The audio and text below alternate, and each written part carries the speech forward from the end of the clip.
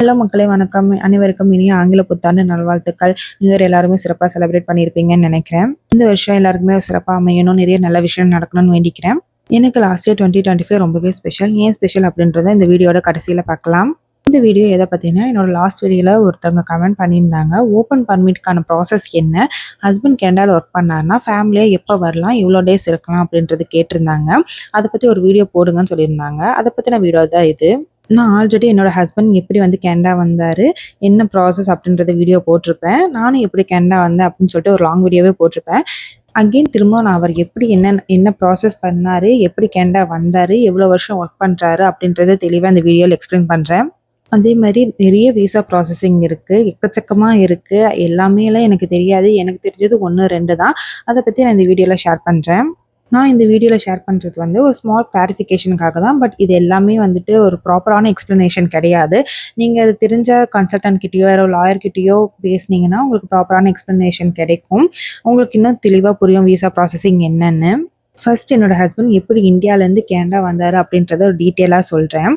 அவர் 2013 college முடித்தார். 2017 Canada வந்தார். அந்த இடைப்பட்ட வருஷம் வந்துட்டு அவர் இந்தியாவில் ஒர்க் பண்ணார். அப்புறம் கனடா வரதுக்காக ஐஎல்ஸ் கிளாஸ் ஜாயின் பண்ணார். ஐஎல்ஸ் எக்ஸாம் எழுதினார். ஐஎல்ஸில் ஒரு நல்ல ஸ்கோர் வாங்கினதுமே வந்துட்டு இங்கே இருக்க காலேஜ்க்கு அப்ளை பண்ணார். இங்கே இருக்க ஃபேன்ஷியா காலேஜில் அவருக்கு அட்மிஷன் கிடச்சிச்சு. அவர் வந்து 1 இயர் கோர்ஸ் படித்தார். ஒரு கோர்ஸ் படித்தனால 1 இயர் வந்து ஒர்க் பர்மிட் கொடுத்தாங்க. இதே நீங்கள் 2 கோர்ஸ் எடுத்து படிச்சிங்கன்னா 3 வருஷம் வந்து ஒர்க் பர்மிட் கொடுப்பாங்க. 1 இயர் படித்தார், 1 இயர் வேலை செஞ்சார். அந்த ஒர்க் பர்மிட் முடியறதுக்குள்ளே அவர் வந்து பிஆருக்கு அப்ளை பண்ணார். பிஆர் அப்ளிகேஷனுக்கு வந்து இந்த சிஆர்எஸ் கால்குலேட்டர்னு இருக்கும். இவர் இந்தியாவில் 3 வருஷம் ஒர்க் பண்ணுறதுனால இந்த சிஆர்எஸ் கால்குலேட்டரில் பிஆர் பாயிண்ட்ஸ் வந்துட்டு மிட் பண்ணிட்டாரு. ஸோ பிஆரும் ஈஸியாக கிடச்சிருச்சு. இவர் வந்து 9 வருஷமாக இப்போ கனடாவில் இருக்கார். ஒன்ஸ் நம்ம பிஆர் வாங்கிட்டோம்னா எத்தனை வருஷம் கூட நம்ம கனடாவில் இருந்துக்கலாம். 5 வருஷத்துக்கு ஒரு வாட்டி இந்த பிஆரை ரெனியூவல் மட்டும் பண்ணணும். பிஆருக்கு அடுத்தது வந்து சிட்டிசன்ஷிப் வாங்குறதுக்கான க்ரைட்டீரியா என்னன்னு தெரியல. பர்டிகுலர் இயர்ஸ் வந்துட்டு நம்ம கனடாவில் இருக்கணும். இந்த பிஆர் பாயிண்ட்ஸ் மீட் பண்ணாமல் திரும்ப இந்தியா போகிறதுக்கான காரணங்கள் சொல்கிறேன். பிஆர் பாயிண்ட்ஸை ஏன் மீட் பண்ண முடியாதுன்னா, சிலர் வந்து இந்தியாவில் ஒர்க் பண்ணியிருக்க மாட்டாங்க, படித்ததுமே கனடா வந்திருப்பாங்க. இங்கே ஒர்க் எக்ஸ்பீரியன்ஸ் ஆட் பண்ணும்போது அந்த சிஆர்எஸ் கால்குலேட்டரில் வந்துட்டு அந்த பாயிண்ட்ஸை மீட் பண்ண முடியாது. ஸோ சிலர் என்ன பண்ணுவாங்கன்னா, ஒரு கோர்ஸ் முடிச்சுட்டு ஒர்க் பண்ணியிருப்பாங்க. சிஆர்எஸ் கால்குலேட்டரில் பிஆர் பாயிண்ட் மீட் பண்ணாமல் திருப்பி இன்னொரு கோர்ஸ் எடுத்து படிச்சிருப்பாங்க. அந்த இன்னொரு கோர்ஸ் எடுத்து படித்தோம்னா இன்னும் 2 வருஷம் நம்மளுக்கு ஒர்க் பர்மிட் கிடைக்கும். ஸோ ஆல்ரெடி 1 இயர் ஒர்க் பண்ணது இப்போ 2 வருஷம் ஒர்க் பண்ணுறதோட சேர்த்து அந்த ஒர்க் எக்ஸ்பீரியன்ஸ் போடும்போது நம்ம பிஆரை ஈஸியாக மீட் பண்ணிடலாம். இல்லை படிக்க விருப்பம் இல்லைன்னா ஸோ திரும்ப இந்தியா போயிடுவாங்க. இந்தியா போயிட்டு ஒர்க் பண்ணுவாங்க. 1 வருஷமோ 2 வருஷமோ ஒர்க் பண்ணிவிட்டு அங்கேருந்து பிஆர் அப்ளை பண்ணுவாங்க. இப்போ பிஆருக்கான பாயிண்ட்ஸ் மெட்டாக இருக்கும். அப்புறமா கனடாலேருந்து பிஆர் ப்ராசஸ் ஸ்டார்ட் பண்ணுவாங்க. திருப்பி நம்மளுக்கு பயோமெட்ரிக்ஸ், மெடிக்கல்ஸ் எல்லாமே வரும். அதெல்லாம் முடிச்சதுக்கப்புறமா நம்ம பாஸ்போர்ட் ஸ்டாம்பிங் அனுப்பணும். தென் அவங்க பிஆர் ஹோல்டராக வந்துட்டு கனடாக்கு லேண்ட் ஆவாங்க. என்னோட ஹஸ்பண்ட் பிஆர் ஹோல்டராக இருந்தனால எங்களுக்கு ஸ்பான்சர் பண்ணார். நாங்கள் எல்லாருமே வந்துட்டு நாங்கள் 3 பேருமே பிஆர் ஹோல்டராக தான் கனடாவில் லேண்ட் ஆனோம். கனடாவில் இந்த பிஆர் வாங்கிட்டா நிறைய பெனிஃபிட்ஸ் இருக்குது. இப்போ நான் எந்த வேலைக்கு வேணால் போகலாம், எந்த ரெஸ்ட்ரிக்ஷன்ஸுமே கிடையாது. சப்போஸ் இப்போ நான் காலேஜில் ஏதாவது ஒரு கோர்ஸ் எடுத்து படிக்கிறேன்னா எனக்கு வந்துட்டு ஃபீஸ் அமௌண்ட் வந்து பாதி தான். எக்ஸாம்பிளுக்கு சொல்கிறேன், இப்போ இந்தியாவிலேருந்து நம்ம படிக்க வரும்போது ஒரு கோர்ஸ் வந்து ஒரு 10 லட்ச ரூபாய் கட்டி படிக்கிறோன்னா, நான் இங்கே பிஆராக இருந்து படித்தேன்னா எனக்கு வந்து ஒரு 3 லட்சம் 4 லட்ச ரூபாய் கட்டினா போதும். இது இல்லாமல் கவர்மெண்ட்டில் சில சப்சிடியுமே கொடுப்பாங்க. இது ஒரு விசா ப்ராசஸ். நெக்ஸ்ட் வந்து closed work permit, open work permit, அது என்னன்னு பார்க்கலாம். இப்போ இந்தியாவில் ஒரு கம்பெனியில் ஒர்க் பண்ணிகிட்ருக்கோன்னா அந்த கம்பெனி இப்போ கனடாவில் இருக்குன்னா இந்தியாவில் இருக்க கம்பெனிக்காரங்க வந்துட்டு நம்ம கனடாவுக்கு அமுச்சிடுவாங்க. நம்ம கனடாவில் வந்து அந்த கம்பெனிக்கு ஒர்க் பண்ணுவோம். க்ளோஸ்ட் ஒர்க் பர்மிட் வந்தோம்னா எந்த கம்பெனிக்கு நம்மளை அமுச்சு விட்ருக்காங்களோ அந்த கம்பெனிக்கு மட்டும்தான் நம்ம ஒர்க் பண்ண முடியும். வேறு எந்த கம்பெனிக்குமே ஒர்க் பண்ண முடியாது. இவங்க அவங்க ஃபேமிலி எப்படி கூட்டிகிட்டு வருவாங்கன்னா, ஓப்பன் ஒர்க் பர்மிட் அப்ளை பண்ணி கூட்டிகிட்டு வருவாங்க. இல்லைனா விசிட்டர்ஸ் விசாவில் அப்ளை பண்ணி கூட்டிகிட்டு வருவாங்க. ஓப்பன் ஒர்க் பர்மிட் அப்ளை பண்ணி கூட்டிகிட்டு வந்தாங்கன்னா அவங்க இங்கே வந்து எந்த கம்பெனிக்கு வேணால் ஒர்க் பண்ணலாம், எந்த ரெஸ்ட்ரிக்ஷன்ஸுமே கிடையாது. விசிட்டர்ஸ் விசாவில் வந்தாங்கன்னா எந்த ஒர்க்குமே பண்ண முடியாது. அவங்க ஓப்பன் ஒர்க் பர்மிட் கிடைக்கலன்னா கண்டிப்பாக விசிட்டர்ஸ் விசாவில் தான் வந்தாகணும். விசிட்டர்ஸ் விசா இருக்குது, சூப்பர் விசா இருக்குது. பட் இந்த விசிட்டர்ஸ் விசாவும் சூப்பர் விசாவும் வந்தால் நம்ம ஒர்க் பண்ண முடியாது. இந்த விசா ப்ராசஸிங் எல்லாமே ப்ராப்பராக ஒரு லாயர் வச்சு மூவ் பண்ணால் தான் நம்மளுக்கு டக்குன்னு நடக்கும். நம்ம ஏதாவது அப்ளை பண்ணோம்னா ஏதோ ஒரு மிஸ்டேக்னு சொல்லிட்டு ரிஜெக்ட் பண்ணி விட்டுருவாங்க. இந்த பிஆர் அப்ளிகேஷன் ப்ராசஸ் வந்து 6 மாதத்துலேருந்து 1 வருஷம் வரைக்கும் ஆகும். எனக்கு வந்து ப்ராசஸிங் வந்து 9 மாதம் ஆச்சு. என்னோட பையனுக்கு வந்து 6 மந்த்ஸ்லேயே வந்துருச்சு பிஆர்.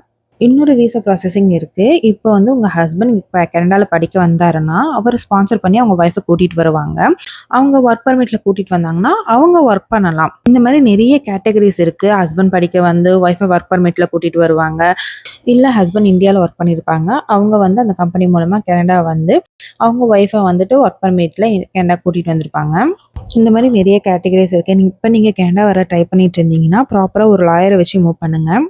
இப்ப கனடால நெறைய இமிகிரண்ட்ஸ் வரத ஸ்டாப் பண்ணியிருக்காங்க. டக்குன்னு யாருக்குமே விசா குடுக்குறதில்ல. நெறைய ரூல்ஸ் அண்ட் ரெகுலேஷன்ஸ் மாத்தியிருக்காங்க. நெறைய காலேஜ்க்கு வந்து அட்மிஷனே இல்லாம காலேஜ்ல இழுத்து மூடிட்டாங்க. அந்த அளவுக்கு இங்க மோசமா போயிட்டுருக்கு. பட் நீங்க கனடா வர்றதுக்கு தான் ட்ரை பண்ணிட்டுருக்கீங்கன்னா, ப்ராப்பரா ட்ரை பண்ணுங்க. இந்த கன்சல்டன்சிக்கு காசு குடுத்து மூவ் பண்றது எல்லாமே பண்ணாதீங்க. அதெல்லாம் ரொம்ப ஃப்ராடா தான் இருக்கும். ப்ராப்பரா எக்ஸாம் எழுதி நீங்க காலேஜ்க்கு அப்ளை பண்ணுங்க. இல்ல நீங்க கம்பெனில ஒர்க் பண்ணிட்டு இருந்தீங்கன்னா, அந்த கம்பெனி மூலமா விசா அப்ளை பண்ணி வாங்க. இந்த கன்சல்டன்சிக்கு காசெல்லாம் குடுக்காதீங்க. என்னோட இன்ஸ்டாகிராம் ஃபாலோவர் ஒருத்தர் வந்துட்டு, "அக்கா கனடாலேருந்து ஒரு கன்சல்டன்சி எனக்கு கால் பண்ணாங்க அக்கா. 9,00,000 கட்டினா கனடா விசா வாங்கி தரேன்னு சொல்லியிருந்தாங்க" அப்படின்னு பேசினாரு. எனக்கு இந்த கன்சல்டன்சி பத்திலாம் அவ்வளவா தெரியாது. ஸோ நான் அவரோட நம்பர் வாங்கி என் ஹஸ்பண்ட பேச சொன்னேன். என் ஹஸ்பண்ட் அவர்கிட்ட பேசும்போது தான் தெரிஞ்சது, அந்த கன்சல்டன்சி வந்துட்டு 7 வருஷத்துக்கு விசா வாங்கி தரேன்னு சொல்லியிருக்காங்க. 7 வருஷன்ற ஒரு விசாவே கனடால கிடையாது. அந்த பையன் இப்ப சிங்கப்பூர்ல ஒர்க் பண்ணிட்டு இருக்காங்க. ஸோ ஹஸ்பண்ட் தெளிவா சொல்லிட்டாரு, "இந்த கன்சல்டன்சி எல்லாம் ஃப்ராடா இருக்காங்க. நீங்க காசெல்லாம் கட்டாதீங்க. இப்ப நீங்க சிங்கப்பூர்ல ஒர்க் பண்ணிட்டு இருந்தீங்கன்னா, அங்கேயே ஒர்க் பண்ணுங்க. துபாய் சைடு வேணா ட்ரை பண்ணுங்க" அப்படின்னு சொல்லியிருந்தாரு. ஸோ நீங்க கனடா வர ட்ரை பண்ணீங்கன்னா, ப்ராப்பரா எக்ஸாம் எழுதி வாங்க. ப்ராப்பரா அப்ளை பண்ணி வாங்க. கன்சல்டன்சி மூலியமாலாம் வராதீங்க. அவங்க ரொம்ப தான் ஏமாத்துறாங்க. கனடா வர ட்ரை பண்ற எல்லாத்துக்குமே ஆல் தி பெஸ்ட். நெக்ஸ்ட் என்னோட 2025 ஏன் ஸ்பெஷல் அப்படின்றத பார்க்கலாம். இந்த 2025 தான் நாங்க எல்லாருமே கனடா வந்தோம். அதனால தான் இது எனக்கு ரொம்பவே ஸ்பெஷல். 2021ல கல்யாணமாகி 2025 தான் கனடா வந்தோம். இந்த 4 வருஷம் நிறையவே ஸ்ட்ரகிள்ஸ நாங்க ஃபேஸ் பண்ணியிருக்கோம். நிறைய கஷ்டப்பட்டுருக்கோம். நிறைய வாட்டி ரொம்ப ஃபீல் பண்ணியிருக்கேன், அழுதுருக்கேன். நிறைய ஃபங்ஷனுக்கெல்லாம் நான் நான் வந்து என் அத்தையும், மாமா கூடயும் தான் போவேன். எல்லாருமே அவங்க ஹஸ்பண்ட், ஒய்ஃபா சேர்ந்து வரும்போது எனக்கு ரொம்பவே கஷ்டமா இருக்கும். நான் என்னோட ஹஸ்பண்ட் கூட எங்கேயுமே போ முடியலையே, வர முடியலையேன்ட்டு.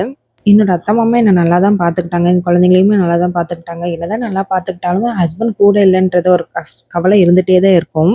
அந்த கவலை, அந்த வருத்தத்துக்கு எல்லாம் ஒரு ஃபுல் ஸ்டாப் வச்சு கடைசியா 2025ல கனடா வந்தாச்சு. அண்ட் 2025 தான் என்னோட யூடியூப் சேனல் நான் திரும்ப ரீஸ்டார்ட் பண்ணியிருக்கேன். ஆல்ரெடி 2023ல வீடியோ போட்டுட்டு தான் இருந்தேன். பட் அப்ப ஸ்டாப் பண்ணிட்டேன். பையன் பொறந்து. இப்ப 25ல திரும்பவும் ஸ்டார்ட் பண்ணியிருக்கேன். இப்ப நிறைய வியூஸ் அண்ட் ரெஸ்பான்ஸ் வந்துட்டுருக்கு. இந்த ரெஸ்பான்ஸ தொடர்ந்து குடுத்துட்டே இருங்க. ரொம்பவே தேங்க் யூ. நம்ம நெக்ஸ்ட் ஒரு வீடியோல பார்க்கலாம். பாய்.